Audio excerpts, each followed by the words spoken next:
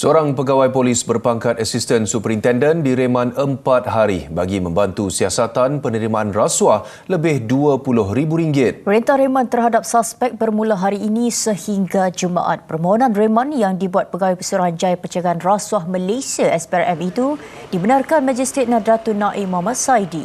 Suspek yang berusia 58 tahun dan berkhidmat di Ibu Pejabat Polis Kontingen Pulau Pinang itu ditahan semalam selepas hadir memberi keterangan di Pejabat SPRM kira-kira jam 10.30 malam. Difahamkan aduan diterima SPRM berhubung kegiatan suspek dan risikan dijalankan beberapa tahun sebelum tangkapan dilakukan. Dia dikatakan menerima suapan antara tahun 2016 hingga 2021 daripada 5 individu. Kes disiasat mengikut Seksyen 17(a) Akta SPRM 2009.